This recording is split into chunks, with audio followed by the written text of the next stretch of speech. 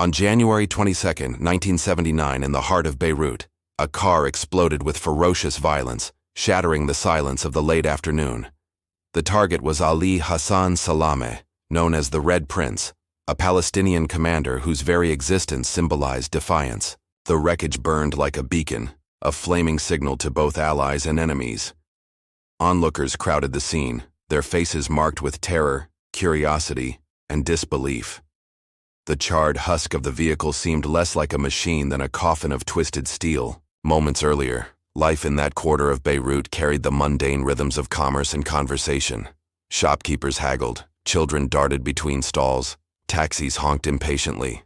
In seconds, all that order transformed into chaos, a rupture in the ordinary fabric of existence. Emergency sirens wailed through the narrow streets, slicing the air with urgency. Soldiers and militants alike rushed forward, unsure if more explosions might follow. Photographers captured the carnage, their cameras freezing a moment that would echo through intelligence briefings, newspaper headlines, and whispered conspiracies. The Red Prince, a man both feared and admired, lay lifeless. His death would ignite speculation across continents, summoning questions of revenge, retribution, and state-sanctioned murder. Beirut, already a chessboard of foreign interests, had just witnessed a master move in a hidden war. The death of Ali Hassan Salameh did not merely extinguish a life, it destabilized an entire geopolitical balance.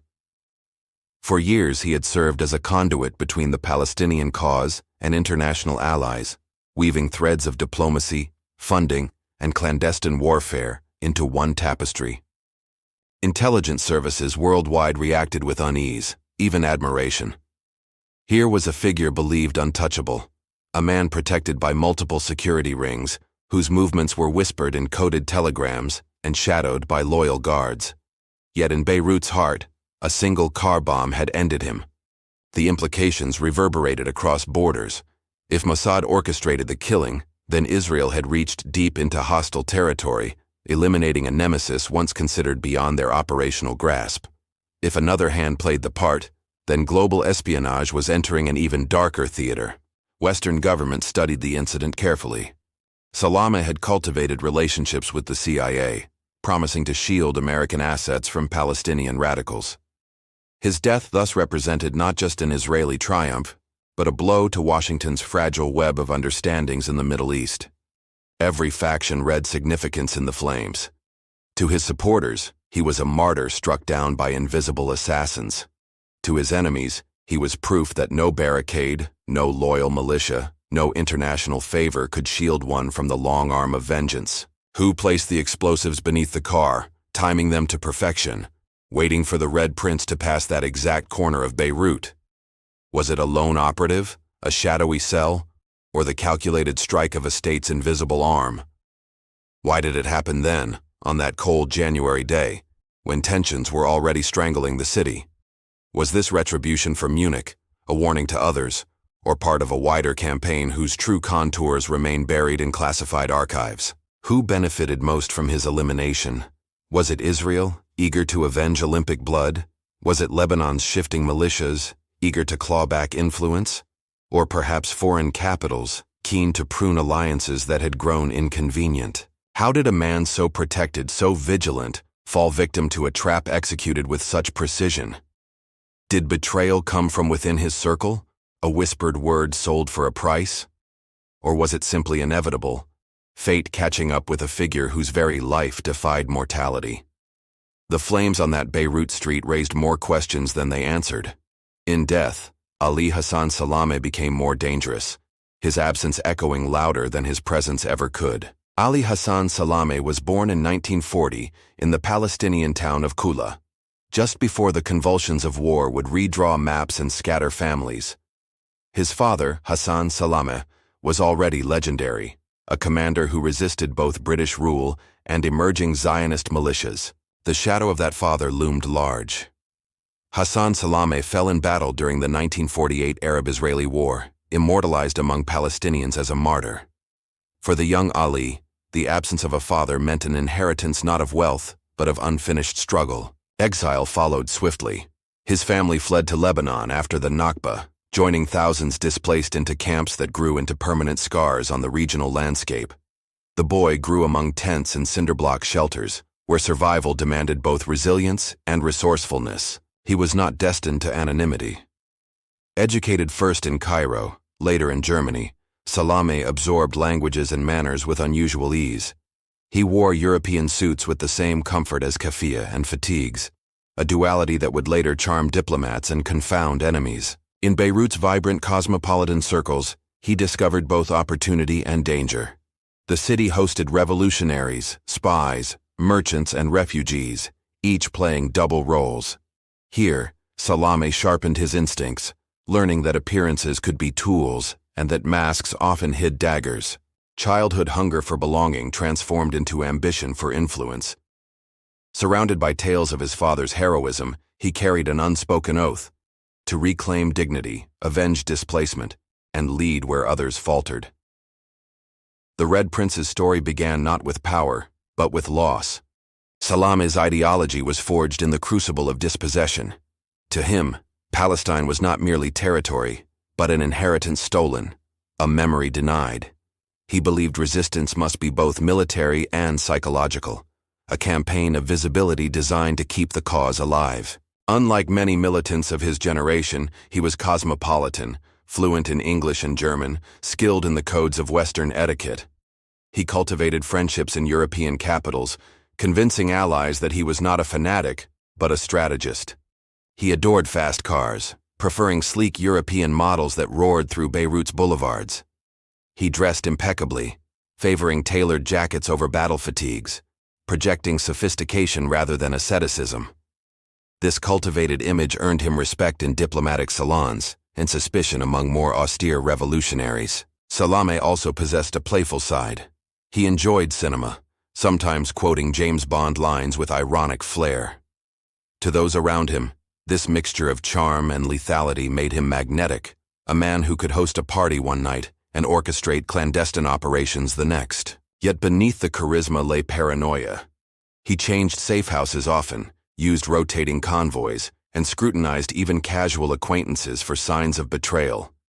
His laughter could turn suddenly to silence, his eyes searching for enemies in every reflection and every shadow. It was this duality, polished diplomat and hardened militant, that defined him. He was both approachable and untouchable, a man who blurred lines between warrior and gentleman. His quirks were not distractions, they were masks, carefully crafted to conceal the relentless core of resistance. Ali Hassan Salameh carried many names, each a reflection of how different worlds perceived him. To Palestinians, he was the son of a martyr, the living continuation of Hassan Salameh's resistance. To Israelis, he was the architect of Munich, the face of terror. But it was the nickname Red Prince that endured. Some claimed it referenced his stylish red sports cars and aristocratic demeanor.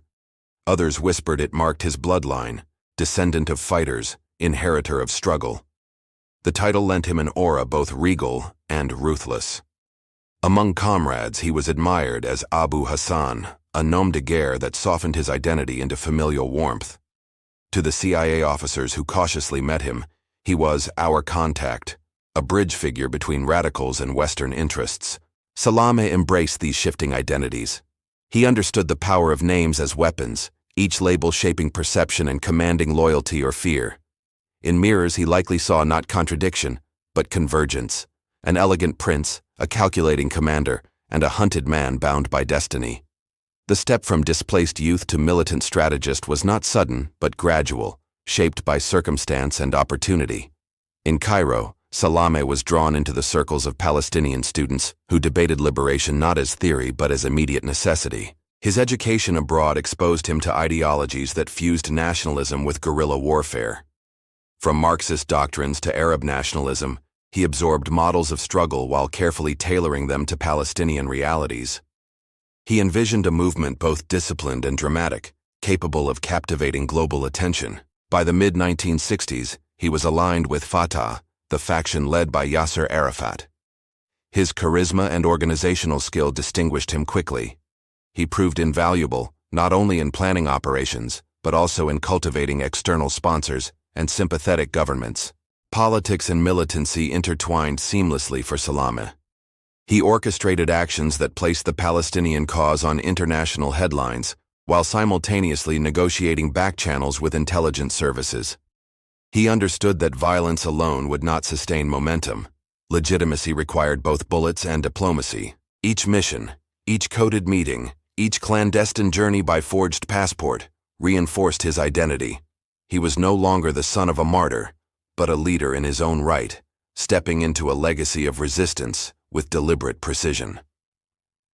The story of the Red Prince unfolded against the backdrop of one of the 20th century's most intractable conflicts, the Arab-Israeli struggle. Born from the ashes of World War II, it was a confrontation where borders blurred and loyalties hardened into generational enmities. The creation of Israel in 1948 triggered the Nakba, the catastrophic displacement of hundreds of thousands of Palestinians. Families fled into Lebanon, Syria, and Jordan, carrying keys to homes they would never return to. Their exile became a permanent wound, fueling radical determination. By the 1960s, Palestinian organizations had evolved from scattered militias into organized factions under the umbrella of the Palestine Liberation Organization. They sought recognition, territory, and vengeance. Every attack, every hijacking, every ambush was not only strategy, but also a declaration of existence. Meanwhile, Israel pursued survival through military supremacy and preemptive strikes. Victories in the Six-Day War of 1967 expanded its territory dramatically, but also intensified Palestinian dispossession. Each triumph deepened the cycle: Arab rage, Israeli retaliation, global attention, and renewed determination among militants. Lebanon became a stage for this conflict, its fragile sectarian balance shattered by the influx of Palestinian fighters.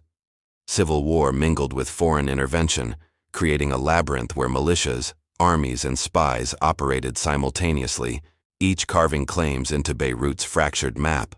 It was within this combustible environment that figures like Salameh rose. He was not an anomaly, but a product of perpetual conflict, a man molded by the unending rhythm of displacement, retaliation, and survival. In such a theater, peace was always elusive and war inevitable. The Arab world was far from united in its Palestinian strategy. Egypt, under Nasser and later Sadat, oscillated between militant support and diplomatic maneuvering. Jordan, after the trauma of Black September in 1970, viewed Palestinian factions less as allies than destabilizing rivals within its borders. Syria saw opportunity in chaos, sheltering certain militant groups while pursuing its own territorial ambitions in the Golan Heights. Lebanon, fractured along sectarian lines, became both a haven and a battlefield, hosting factions that operated with near impunity while dragging the country into prolonged civil war. Saudi Arabia and the Gulf states played subtler games. They provided financial backing, often discreet, balancing Arab solidarity with the need to appease Western allies. Money flowed into Palestinian coffers, but so too did suspicion about the strings attached to each donation. For Israel, the calculus was existential. Surrounded by hostile neighbors, it pursued aggressive intelligence campaigns, particularly through Mossad, to neutralize threats before they matured. Every Palestinian operation abroad, whether in Munich or Rome, was seen as justification for preemptive assassinations and clandestine strikes. The United States walked a careful line, officially condemning terrorism while maintaining backchannels with figures like Salameh. Washington's priority was regional stability, ensuring oil supplies flowed and Soviet influence remained checked. To achieve this, it tolerated contradictions, befriending militants while supporting Israel. The Soviet Union, meanwhile, armed and advised radical factions, casting itself as champion of anti-imperialism. Yet even Moscow was wary of the volatility of Palestinian groups, preferring proxy influence over direct control. Thus the conflict became not only regional, but also a Cold War front. In this environment of shifting alliances and double dealings, Salameh navigated with unusual skill. Each capital offered opportunities and traps. Each handshake concealed ulterior motives. Survival required not only militancy, but also mastery of diplomacy's treacherous theater. Ali Hassan Salameh mattered because he embodied both the sword and the olive branch. He orchestrated covert operations that terrified adversaries while simultaneously building relationships with intelligence services and diplomats. He was militant and mediator, a paradox few others could inhabit convincingly. Within Fatah, he became chief of Force 17, the elite unit tasked with protecting Yasser Arafat and other Palestinian leaders. This position granted him access to the inner sanctum of decision-making, where strategies of survival and spectacle were debated in smoke-filled rooms. To the CIA, Salameh was a pragmatic interlocutor. He assured American operatives that U.S. citizens and interests would remain untouched by Palestinian actions, effectively granting Washington a protective shield. This made him a rare figure of trust within the murky corridors of espionage. Israel, however, viewed him as the mastermind of Munich, the architect of the 1972 Olympic massacre. Whether or not he personally engineered it mattered less than the perception. In the Israeli imagination, the Red Prince became synonymous with vengeance deferred, a target demanding elimination. Beyond official roles, his charisma amplified his importance. He was photogenic, articulate, and urbane, appearing in European cafes as easily as in guerrilla camps. To admirers, he symbolized modern resistance, not a ragged fighter, but a polished, confident commander of global ambition. This duality made him irreplaceable and dangerous. For Palestinians, he was proof their cause could reach diplomatic tables and newspaper front pages. For Israelis, he was proof that their enemies could adapt, evolve, and threaten not only with guns but with charm. His assassination in 1979 thus sent ripples far beyond Beirut's shattered street. It removed not just a man, but a nexus of power, relationships, and possibility. Salameh's life mattered because he made the Palestinian cause impossible to ignore. Ali Hassan.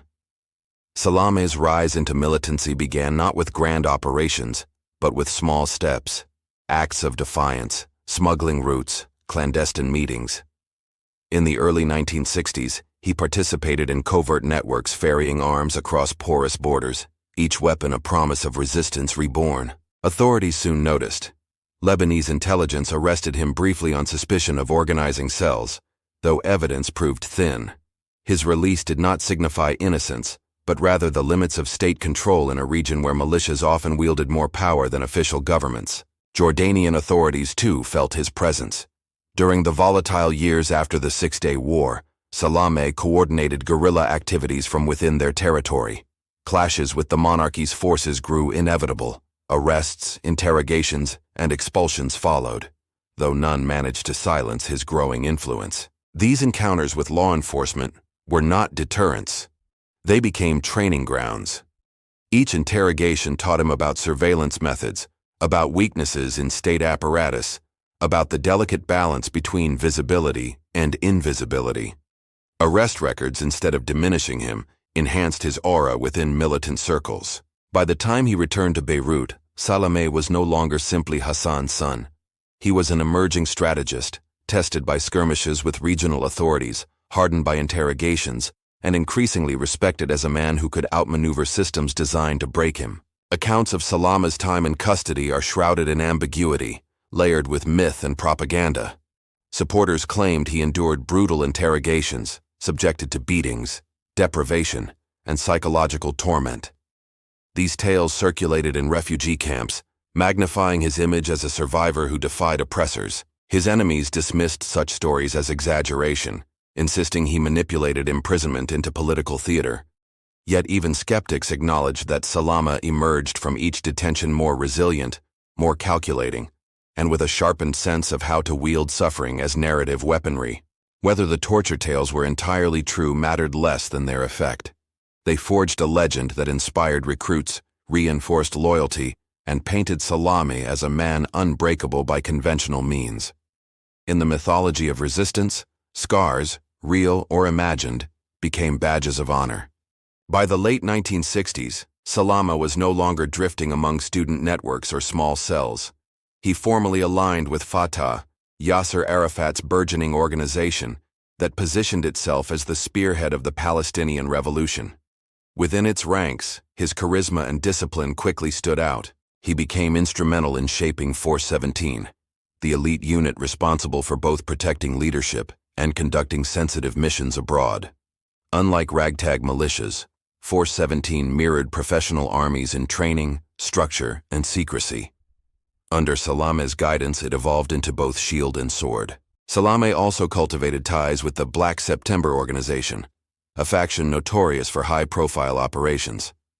Though his exact role remains contested, intelligence agencies believed he served as architect, financier, or facilitator for actions that catapulted the Palestinian struggle into global headlines. These groups were not mere armed bands but political statements. Each hijacking, each assassination attempt, each embassy siege forced the world to acknowledge Palestinian grievances. Salameh understood perfectly that violence, when choreographed, could serve as international advertisement for a stateless people's demand for recognition. His reputation solidified. To comrades, he was a strategist with global vision. To adversaries, he was a spider weaving webs across continents. To Salameh himself, this was destiny, translating inherited trauma into an organized, disciplined, and unrelenting force for Palestinian identity. As Salameh's influence expanded, so too did the scale of his operations. Smuggling networks stretched from Beirut's ports to European capitals, moving weapons, forged passports, and cash. Each crate hidden beneath produce, each false visa, represented another blow prepared against Israel's security apparatus. Kidnapping emerged as a favored tactic. Diplomats, airline passengers, and businessmen became bargaining chips in high-stakes negotiations. These abductions generated international outrage, but also ensured the Palestinian cause remained lodged in headlines, forcing governments to reckon with voices they had long ignored. Killings marked the most brutal phase. Israeli intelligence accused Salameh of sanctioning targeted assassinations of collaborators and enemies, actions designed not only to punish, but to instill fear.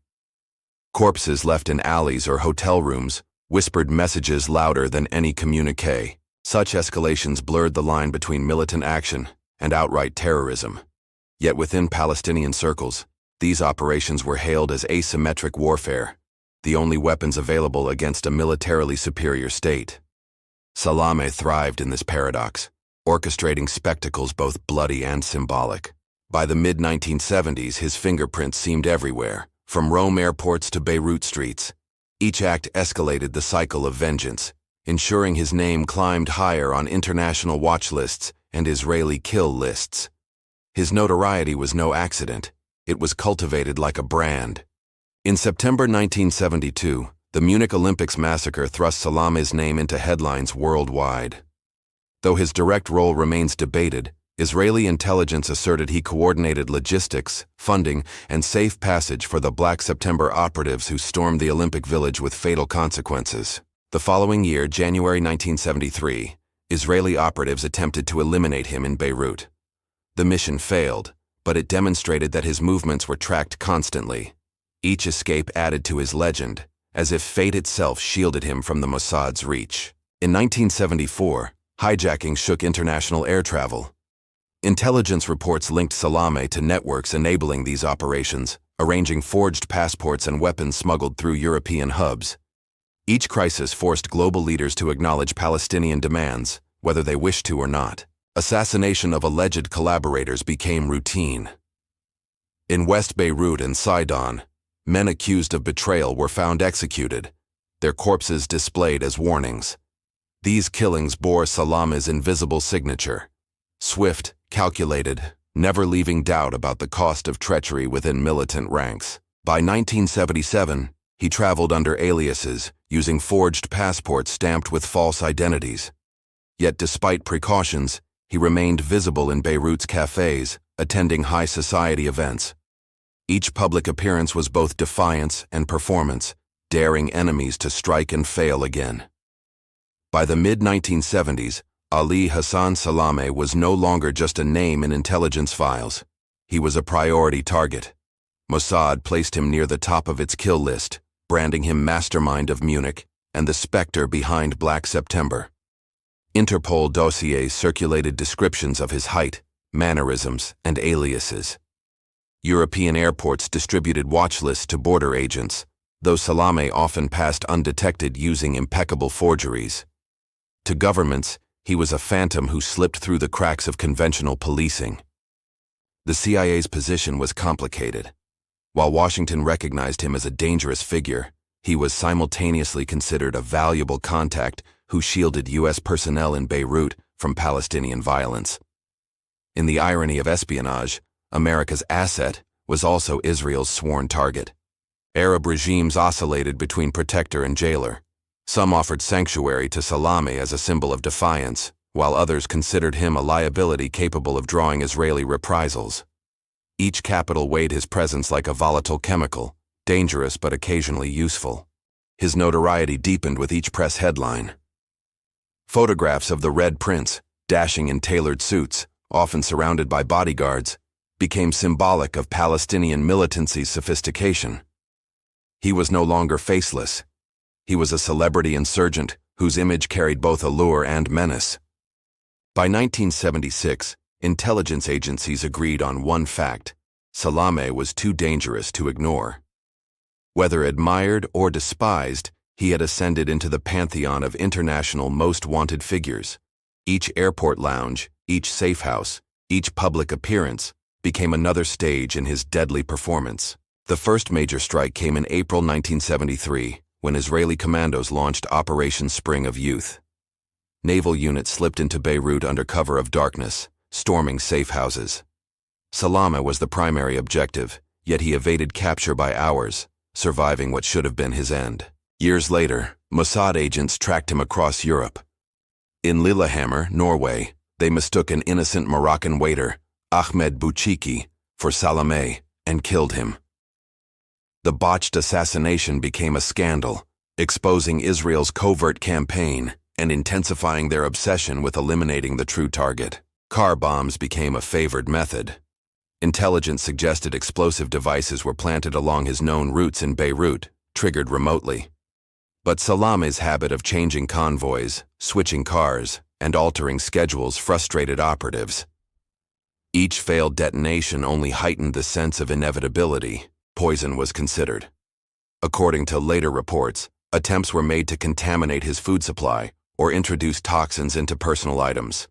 These efforts never materialized into success, but they revealed Mossad's willingness to deploy every available method to bring the Red Prince down. Surveillance drones were also rumored during the late 1970s, primitive prototypes hovering above Beirut's crowded streets. Whether myth or reality, they underscored how advanced technologies were being marshaled against one man, transforming him into both experiment and obsession of intelligence services. Every attempt, whether real or alleged, reinforced his legend. The Red Prince was no ordinary militant. He was a quarry whose survival mocked entire agencies. But each escape also narrowed the circle around him, tightening a net that would eventually prove inescapable. By late 1978, Salameh's survival seemed less like fortune and more like a countdown. Each evasion carried the weight of inevitability, as though the pursuit itself scripted his destiny. His friends whispered that he walked with death always trailing a step behind. Beirut's fractured streets offered no sanctuary. Every convoy shift, every safe house rotation, every coded call only delayed the unavoidable. Mossad agents, humiliated by past failures, refined their methods with relentless precision. Somewhere, someone had already marked the time and place. Salameh himself seemed to sense the closing circle. Though still attending parties and moving in diplomatic circles, he doubled his bodyguards and monitored every glance in the crowd. The Red Prince knew legends do not retire. They end in fire or silence. The inevitability was less about if and more about when.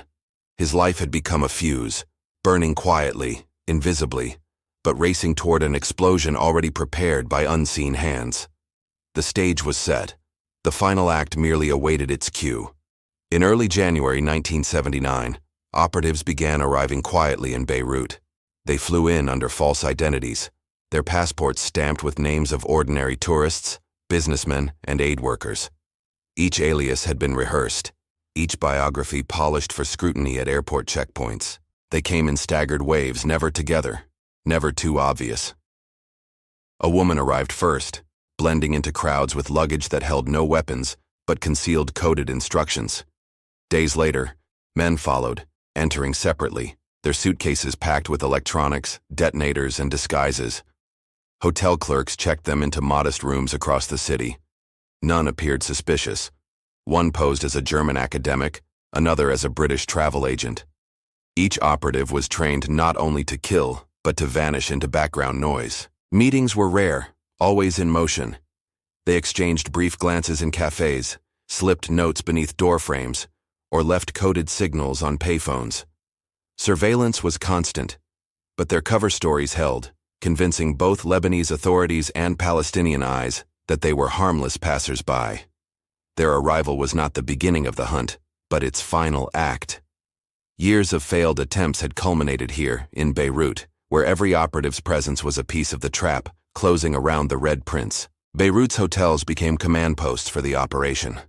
Agents checked into different establishments, some overlooking busy intersections, others buried in quiet side streets. From their windows, they watched traffic patterns, studied guard rotations, and noted the Red Prince's convoy as it threaded through the city. One operative posed as a Dutch photographer, camera always in hand. His rolls of film captured not tourists but license plates, bodyguard formations, and escape routes. Another feigned business meetings, his briefcase filled not with contracts, but coded maps of Beirut. They tracked Salameh's routines with meticulous care. His morning drives to Fatah headquarters, his social visits, his favored cafes, all observed, logged, and timed. The Red Prince's love of predictable luxury became a vulnerability, revealing patterns amidst his calculated caution. Every evening, agents convened discreetly, sometimes at bars where music drowned conversation, sometimes in parked cars where whispers were safer than walls. Information was collated, discrepancies cross-checked. Each movement of Salameh's convoy brought them closer to identifying the perfect intersection for the kill. Surveillance was not merely observation, it was rehearsal. Each turn of his car was mapped, each guard's distraction noted. By mid-January, the operatives had transformed Beirut itself into a stage, with Salameh unknowingly cast as its doomed lead actor. January 22, 1979 began like any other for Ali Hassan Salameh. He left his residence in West Beirut surrounded by bodyguards, climbing into his Chevrolet station wagon. The convoy rolled out, weaving through streets already alive with the noise of markets and traffic. Unbeknownst to him, every movement was shadowed. Operatives monitored from multiple vantage points, blending with bystanders. One agent waited at a payphone, ready to signal the final confirmation. Another, disguised as a tourist, lingered near the pre-selected intersection with a transmitter concealed in his pocket. Salameh's convoy had grown predictable. He traveled a favored route from his home to Fatah headquarters, passing the same corner daily. For weeks, Mossad had mapped his timing down to the minute. This ordinary intersection would soon become an execution ground. That afternoon, his car followed routine. The Chevrolet, glossy and conspicuous, slowed as it approached Rue Madame Curie. The chosen vehicle, a Volkswagen packed with explosives, sat innocently parked along the curb, wired to detonate remotely. The operative responsible stood nearby, eyes steady, finger hovering over the trigger. Seconds stretched. The convoy drew level with the Volkswagen. The operative squeezed. A thunderous blast ripped through the street, engulfing Salameh's car in fire and shrapnel. Windows shattered, bystanders screamed, and black smoke curled skyward, marking the end of the Red Prince. The car bomb was no crude device. Packed with nearly 100 kilograms of high explosives, it had been engineered with precision, its detonation mechanism triggered remotely. Engineers ensured the blast would be directional, focusing maximum force towards Salameh's convoy without unnecessary collateral damage. The Volkswagen itself was carefully chosen. Ordinary, common, and unremarkable, it attracted no suspicion parked for days along the Red Prince's habitual route.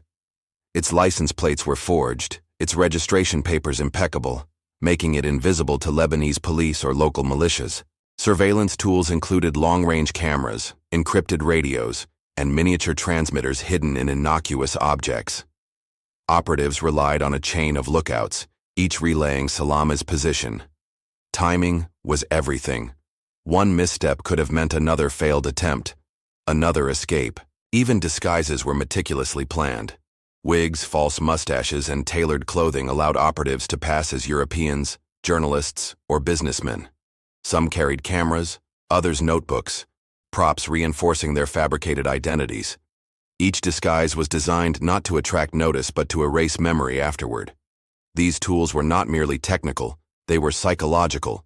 They created an illusion of normalcy while orchestrating a perfect storm. When the explosion came, it was the final expression of weeks of invisible preparation and flawless tradecraft. In the days leading to the strike, the operation teetered on discovery more than once. A Lebanese soldier eyed the parked Volkswagen suspiciously, circling it before shrugging and moving on. One curious glance more, and the plot might have unraveled prematurely. An operative, disguised as a tourist, nearly stumbled when a local questioned his accent.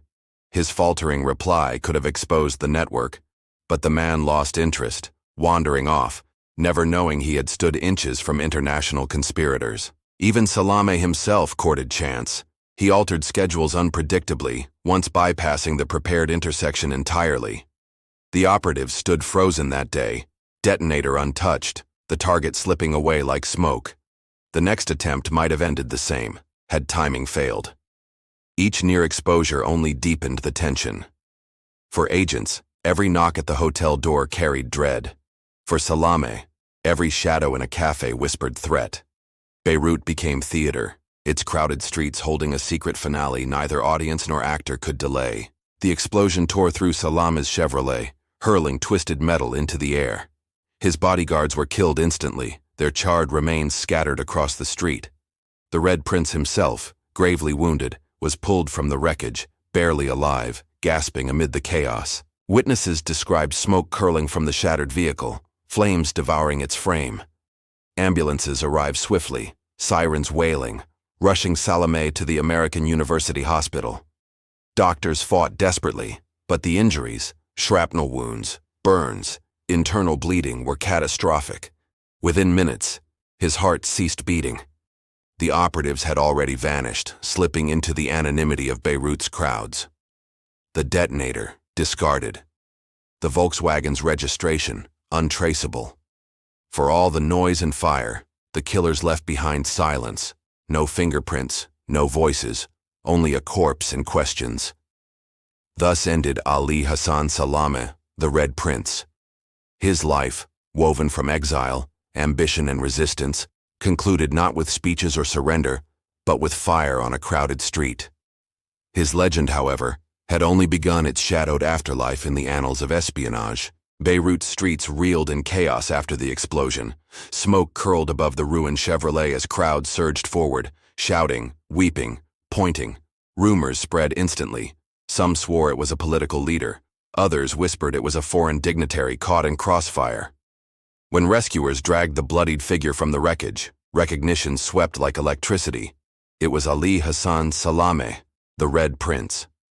His face, battered yet unmistakable, confirmed that the man once thought untouchable had finally been claimed by fire and steel. The body, half-conscious at discovery, was rushed to the American University Hospital.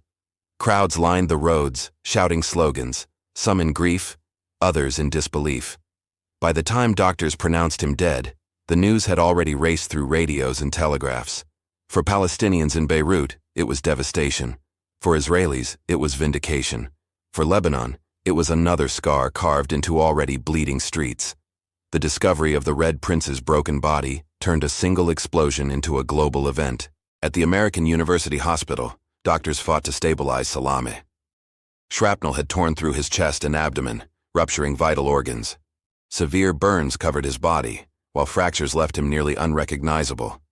Despite desperate surgery, his pulse faded, declaring the end of the Red Prince. The autopsy confirmed the violence of the blast. Metal fragments had penetrated deeply, some lodged within bone, others piercing arteries. Lungs collapsed, liver shredded, massive internal bleeding. All consistent with explosives deliberately designed to annihilate rather than merely wound. Forensic specialists studied the debris brought in with his remains. The explosive residue pointed to high-grade plastique, the kind unavailable on open markets, the kind used only by professional intelligence services. The conclusion was undeniable. This was no random act. The medical report sealed the narrative. Ali Hassan Salameh had not died in battle, nor by chance. His death bore the surgical fingerprints of assassination, a strike executed with expertise. The body confirmed what whispers already proclaimed. The Red Prince had been hunted. In the days following the assassination, Lebanese authorities scoured hotels and businesses for leads. Grainy CCTV footage, rare but invaluable in 1979 Beirut, revealed fleeting glimpses of strangers, tourists who lingered too long, men who paid in cash, women whose accents betrayed rehearsed origins. Investigators traced hotel registries, uncovering a web of false identities. Passports bore stamps from European countries, but closer inspection revealed irregularities, fonts slightly off, seals faintly blurred.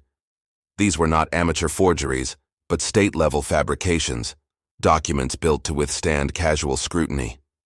Journalists uncovered the trail next. European governments confirmed several passports had been stolen from genuine citizens months earlier. Mossad's technique was laid bare. Real identities appropriated, faces replaced, operatives traveling as phantoms cloaked in borrowed nationalities. The scandal ignited diplomatic firestorms.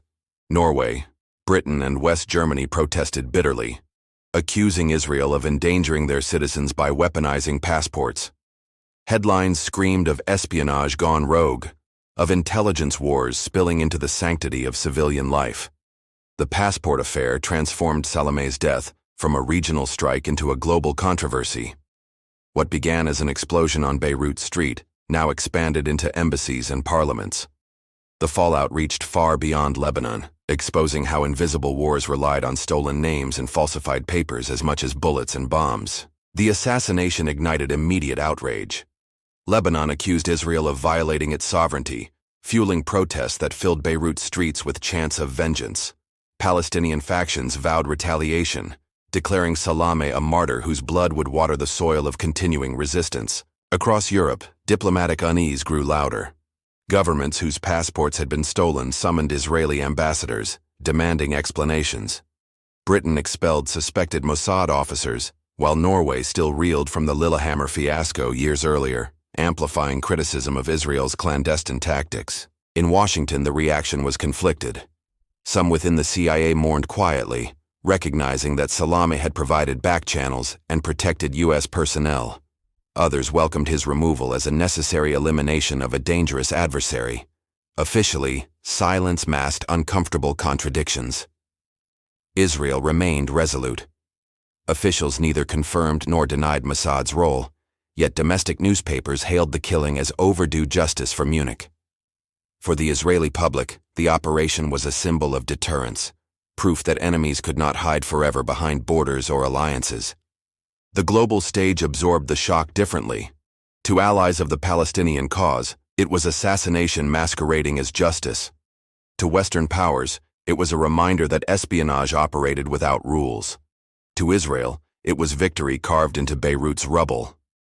Behind the explosion lay not merely operatives but an apparatus, an invisible bureaucracy engineered to sanction, plan, and conceal.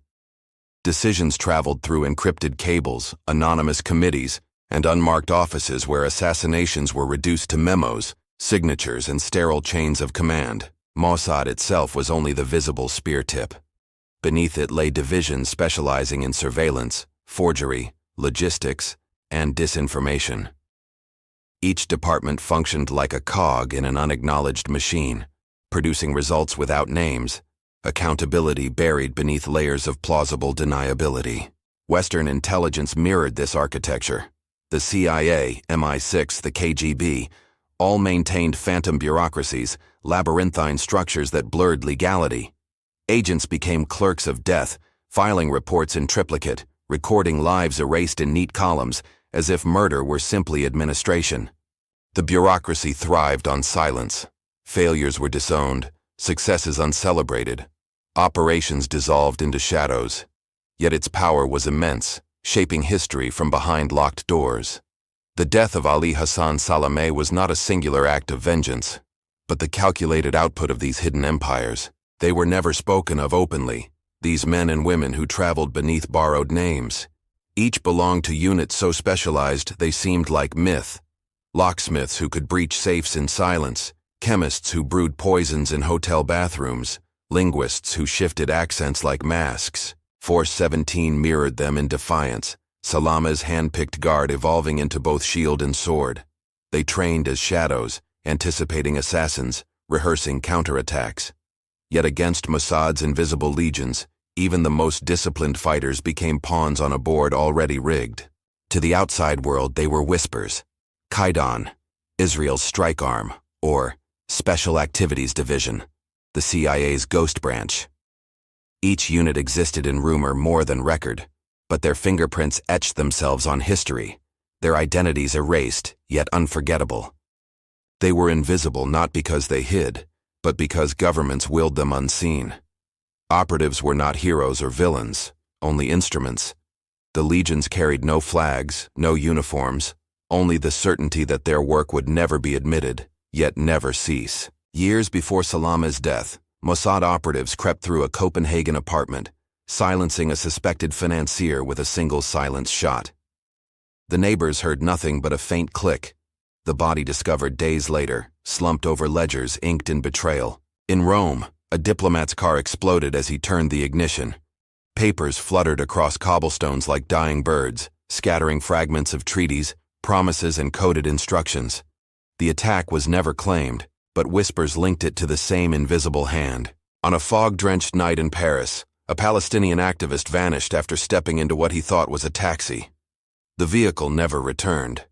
His comrades waited, his enemies denied. His name became another ghost folded into intelligence files. These missions blurred into legend, unresolved, unproven, yet undeniably real to those who lived in their shadows. Each operation was a rehearsal for the next, a strand in the tapestry of clandestine conflict that stretched from Beirut to Berlin, Munich to Madrid. The death of Ali Hassan Salameh was not an isolated act, but part of this continuum. It was one more chapter in a book written in silence, where assassinations echoed through decades, leaving questions unanswered, but fear indelibly etched. In the end, the assassination was not decided in smoky Beirut cafes, but in sterile offices oceans away. Leaders, flawed and fallible, signed off on death with the ease of approving budgets. They were puppet masters cloaked in diplomacy, commanding invisible armies without ever touching the battlefield. Their choices toppled men, shifted alliances, and scarred nations, yet their names remained absent from headlines. The gods behind the curtain were not divine at all, merely bureaucrats with pens sharp as daggers, leaving others to bleed for their calculations. Salameh's death was their decree, his life their expendable currency. The funeral of Ali Hassan Salameh transformed Beirut into a theater of grief and defiance. Thousands poured into the streets, chanting slogans, raising fists, their cries echoing against shattered buildings. His coffin, draped in Palestinian colors, became both symbol and spectacle. Fatah leaders marched solemnly at the procession's front, Yasser Arafat among them, his face etched with fury and sorrow. To the mourners, Salameh was not simply a fallen commander, but a martyr whose blood sanctified their cause and demanded vengeance. Militias fired rifles skyward, punctuating lamentations with defiant bursts of gunfire. Women wailed from balconies draped with banners. The funeral blurred lines between ritual and protest, a demonstration of loyalty and resistance witnessed by foreign journalists and rival spies alike. For Lebanon, it was yet another tremor in an already fractured society. For Palestinians, it was devastation and inspiration entwined. The immediate impact was undeniable. The Red Prince's death reignited flames of militancy, ensuring his absence would echo louder than his presence ever had. The assassination of Ali Hassan Salameh created a vacuum within Fatah. His death stripped Arafat of a trusted lieutenant who balanced militancy with diplomacy. Force 17, deprived of its architect, stumbled before reorganizing, never again wielding the same aura of precision. For Israel, the operation was a tactical triumph, but also a strategic gamble. While avenging Munich bolstered national morale, it deepened Palestinian militancy. Retaliatory attacks multiplied, proving that eliminating leaders rarely extinguished causes, but instead fractured them into unpredictable radical offshoots. In Lebanon, the loss accelerated instability. Palestinian factions, now leaderless and enraged, escalated clashes with local militias, intensifying the civil war. Each gunfight, each reprisal, carried faint echoes of the Volkswagen bomb that had ended the Red Prince. Globally, Salameh's death hardened perceptions of Israel's extraterritorial reach. It became a case study in state-sanctioned assassination, cited in intelligence circles for decades. Yet it also immortalized Salameh, enshrining him as both villain and hero, a legend whose influence outlived his body. In the end, Ali Hassan Salameh's death changed little in the grand scheme of geopolitics. The wars raged on, the factions multiplied, the blood flowed unabated, but his assassination revealed a hidden world, one where governments sanctioned killers and passports became weapons. It exposed the theater of espionage, where operatives acted unseen and leaders signed death warrants in silence. The Red Prince died on a Beirut street, yet his story endures as a reminder. Power is often measured not by diplomacy or armies but by shadows, and the shadows never sleep.